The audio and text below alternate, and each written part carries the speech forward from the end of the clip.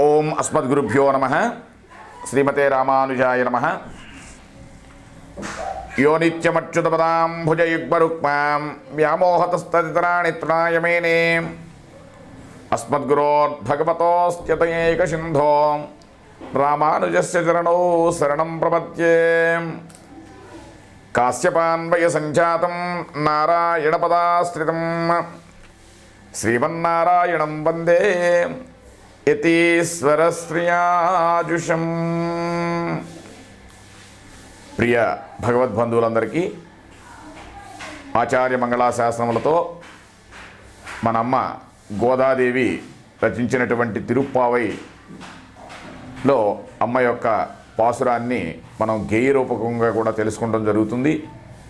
అలాగే నిన్నటి వరకు కూడా మనం 28 పాసురాలను కూడా మనం అమ్మ యొక్క విశేషమైనటువంటి గేయ రూపకాన్ని మనం తెలుసుకున్నాం. ఆ 28 పాసురాలు కూడా మనకి సేవాకాలంలో ప్రతినిత్యం కూడా మనం అనుసంధిస్తాం. ఇక 29, 30 పాసురాలు ఉన్నాయి కదా, ఇవి శాత్తుమురై పాసురాలు. అంటే ఈ యొక్క 30 పాసురాలు ఇక్కడ వరకు మనం మాకు ఇవి కావాలి కోరినవే అన్నీ కూడా చెప్పి తప్పులను కూడా క్షమించమని అడిగింది. ఇక్కడ ఈ 2 పాసురాలు కూడా చామర కైంకర్యానికి విశేషమైనటువంటి పాసురాలు అన్నమాట. కాబట్టి ముందుగా పాసురాన్ని అనుసంధానం చేసుకుందాం. ధ్యానం. నీలాతుంగస్తనగిరి తటే సుప్తముద్భోజ్య కృష్ణం పారాజ్యం సంస్కృతే సరసరసిద్ధమత్యాపయంతి సోచ్చిష్టాయాం సృజనగళితం యావలాత్ కుంచ భుంక్తే గోదా తస్యే నమ ఇదమిదం భూయ ఏవాస్తు భూయః. పాసురం అనుసంధానం. சித்தம் சிறுகாலே வந்து உன்னைச்ச வித்து உன் பொத்தாமர் எடியே போத்தும் பொருள் கேளாய் பெத்தம்மே இத்தொன்னங்குலத்தில் பிறந்து நீ குத்தேவல் எங்களே கொள்ளாமல் போகாது இத்திப்பரே கொள்வானன்றுகான் கோவிந்த எத்தைக்கும் ஏடேடு பிறவிக்கும் உந்தன்னோடு உத்தோமே யாவோம் உனக்கே நாம் ஆட்சேவோம் మత్తేనంగామంగళ మాత్తేలోరెంబావాయ్. ఈ యొక్క పాసురాన్ని కూడా మనం 2 సార్లుగా మనం వింజామర కైంకర్యంలో మనం అనుసంధించడం జరుగుతుందన్నమాట.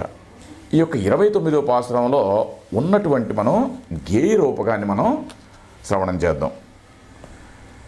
వేగుజామున లేచి ప్రీతి దేవరవారి శ్రీ సన్నిధికి చేరి సేవించుకొని మీదు తిరువడిగళ్ళకు తీయగా మంగళం శాసనము రీతి సలుపు భావము వినుము పశువులను మేపెడు వారి కులమున మీరు అవతరించుట చేసి ఆంతరంగిక సేవ దేవరలు మావలన తిరువళ్ళు పట్టక పోరాదు వేరొక్క రాలేదేమో ఏడేడు జన్మము ఎత్తినను నీ తోడ సంబంధమందుకొని స్వామి నీకేమేమో సలుపుచుందు మూగాన తొలగింపు మా తోడ ఇతర కామ్యములున్న ఇంతలో గోవింద. జై శ్రీమన్నారాయణ జై శ్రీమన్నారాయణ జై శ్రీమన్నారాయణ జై జై జై. ఇక్కడ పెద్దల యొక్క అనుమతితో వర్షంకై చేసినటువంటి వ్రతమే ఈ యొక్క శ్రీవ్రతము. గోపికల యొక్క హృదయగతమగు మాత్రమే అది కాదు, శ్రీకృష్ణుడితో కలిసి మరి ఎడబాటు లేకుండా ఉండేటువంటి మాకు కైంకర్యం కావాలయ్యా అని అడుగుతున్నారు. అంటే ఇప్పుడు వరకు మేము పెద్దవాళ్ళ యొక్క పరానే వద్యం ప్రకారంగా వర్షానికే మేము మిమ్మల్ని దగ్గరికి నేను సేవించడం జరిగిందయ్యా. అట్లా కాకుండా మాకు కైంకర్యం చేసే భాగ్యాన్ని, కైంకర్యం కావాలని ఈ యొక్క గోపికలందరూ కూడా కాంక్షిస్తున్నారంట. అయితే స్నానం అనే చోట భగవత్ ప్రాప్తి అనియు, పర అనే చోట భగవత్ కైంకర్యము అనుడు పరమ పురుషార్థము అభిప్రాయం వచ్చినట్లుగా వాళ్ళకి ఆకాంక్షిస్తున్నారు అని భగవద్ విషయంలో మనకు తెలియపడుతుందన్నమాట. అయితే ఈ యొక్క వ్రతం భగవత్ ప్రాప్తి కాముల అందరూ కూడా ఆచరించినటువంటి భగవంతుని యందు, భగవద్ విషయాలని యందు కోరిక కలగటువంటి ప్రతి ఒక్కరూ కూడా ఆచరించాల్సింది ఈ యొక్క శ్రీవ్రతం. అట్లా కనుక ఆచరించినట్టయితే సకలమైనటువంటి అభీష్టాలన్నీ కూడా నెరవేరుస్తుందంట ఆ యొక్క అమ్మ గోదాదేవి. దానికే ముందుగా మనం ఏం చేయాలంటే భగవత్ సంబంధాలతో మనం భాగవతమైనటువంటి సహవాసం మనం ఏర్పరచుకోవాలి. భగవత్ సంబంధంలో ఉన్నటువంటి వారితో మనం సహవాసంగా ఉంటూ వారితో వాళ్ళ పెద్దల యొక్క నడవడికను మనం అనుసరిస్తూ భగవద్ విషయాలను తెలుసుకుంటూ ఆచార్యపూర్వపరంపరమైనటువంటి విషయ పరిజ్ఞానాన్ని ఆచార్యుల ద్వారా మనం తెలుసుకుంటూనే ముందుగా మనం ఇవన్నీ కూడా ఆచార్య సమాశ్రయాన్ని మనం వనర్పాలి అని చెప్తుంది అమ్మ. అలాగే సిత్తుం సిరుకాలే అంటుంది. అంటే బాగుగా తెల్లవారక ముందే గోపికలు చిన్నవాళ్ళైనప్పటికీ కూడా మంచును కూడా చూడకుండా, రాత్రిని కూడా చూడకుండా బయలుదేరి వచ్చారు చూసారా. ఎందుకు అంటే ఆ యొక్క శ్రీకృష్ణ పరమాత్మని పొందాలి అన్నట్లుగా సిత్తం సిరికాలే అంది. అలాగే భగవదాభిముఖ్యం, భగవంతుని యొక్క అభిముఖ్యం కలిగినటువంటి కాలం ఏదందా ఉందా అంటే అది బ్రహ్మముహూర్త కాలం.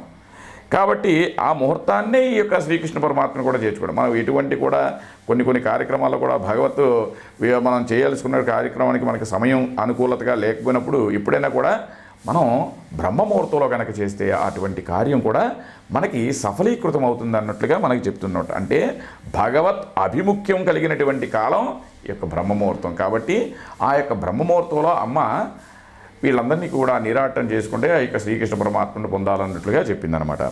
అయితే ప్రాతకాలానికి ముందు వెలుగు బాగా కనపడకుండా చీకటి పోయినటువంటి కాలం సిత్తం సిరుకాలే. ఇక్కడ 3 రకాలు ఉన్నాయి. ఏంటంటే కాలై, సిరుకాలై, సిత్తం సిరుకాలై అని 3 విధాలు ఉన్నాయంట. అంటే ఐశ్వర్యార్థులై భగవానుని ఆశ్రయించేవారు కాలై, ఆత్మజ్ఞానం కొరకు భగవానుని పొందే వంటి సేవించే కాలం సిరుకాలే. అయితే భగవానుని కొరకే భగవానుని సేవింపకుండా మనం ఉండలేము అన్నింటి వారు సేవించే కాలం సిత్తం సిరికాలే. అంటే ఈ గోపికలందరూ కూడా భగవంతుడిని సేవించాలి, నీ యొక్క ఎడబాటుని మేము తట్టుకోలేము, నిన్ను సేవింపకుండా మేము ఉండలేము అలాంటి వారు చేసేటువంటి యొక్క కాలం ఏదైతే ఉందో అదే సిత్తం సిరికాలే అని చెప్పిందనమాట అమ్మ. అలాగే ఉన్నయి చేవిత్తు అంటుంది. అంటే నిన్ను సేవించి, అంటే నిన్ను శరణు పొందువారు నా వద్దకు వచ్చుటకు అని బాధపడకుండా పైకి సేవించి మిమ్మల్ని కూడా, అంటే మేము ఒక తప్పు చేసాము, నిన్ను లేపడం ఒక తప్పు, లేపాము కదా అనుకుంటే మళ్ళీ పరా అనే వాయిద్యం కావాలని ఇంకో తప్పు చేసాం. కాబట్టి ఇవన్నీ కూడా మా మనసుకు అందరికీ కూడా క్లేశం కలిగించినాయి. మీకు కొంచెం అనుకున్నాం మేమంతా బాధపడి ఉంటాడేమో అని. అలాగే పొత్తామరడియే పోత్తం పొరలికేళాయి అని చెప్తుంది మళ్ళీ. అంటే నీ యొక్క బంగారమైనటువంటి పాదాలన్నిటికీ కూడా మంగళాశాసనం చెప్తున్నావయ్యా అని చెప్తుంది. పొరుల్కేళాయ్ అంటే అర్థాలన్నీ కూడా మేము చెప్తాము వినవయ్యా అంటుంది.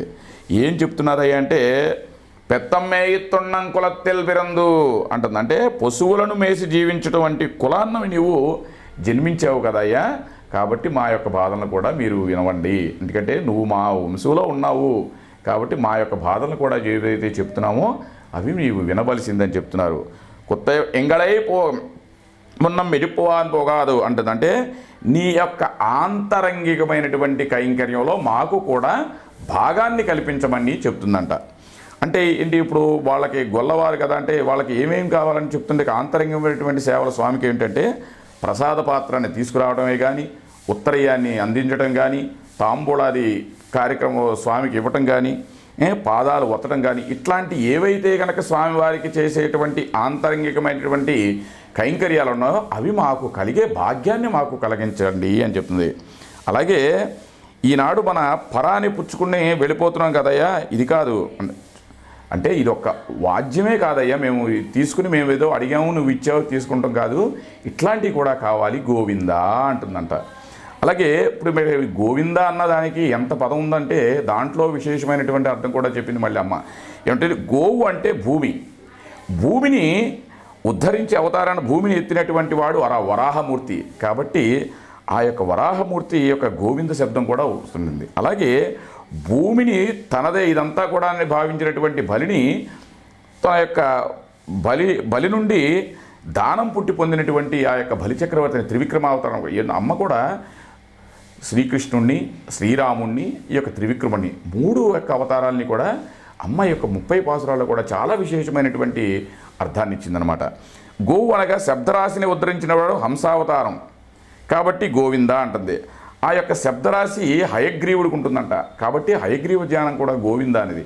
గోవింద అనేది అన్నింటి యొక్క అవతారాలకి కూడా విశేషమైనటువంటి శబ్దరూపకమైనటువంటి వచనం కాబట్టి ఈ గోపికలందరూ కూడా ఆ యొక్క గోవింద అన్న పదాన్ని పదేపదిగా మనకి పాసురంలో అమ్మ అనుసంధించిందనమాట.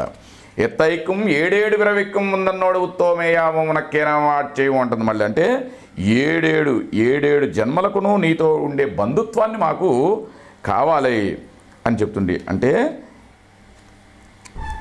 ఇతరమైనటువంటి అన్నీ కూడా కాకుండా మమ్మల్ని ఇతరమైనటువంటి వాంఛలన్నీ కూడా మాకు ఏవైతే ఒకటిగా లౌకికమైనటువంటి ఉన్నాయో అవన్నీ కూడా మాకు పోగొట్టి మమ్ములను కృప చేయి అని ఈ యొక్క ఆంతరంగిక సేవలని ఈ యొక్క పాసురంలో మనకి అమ్మ చెప్తుంది. కర్కటే పూర్వ పల్గుణ్యాం తులసీం కాననోద్భవ పాండ్యే విశ్వంబరాంగోదాం వందే శ్రీరంగనాయకి ఆండాళ్ దివ్య తిరువడిగలే శరణం. జై శ్రీమన్నారాయణ.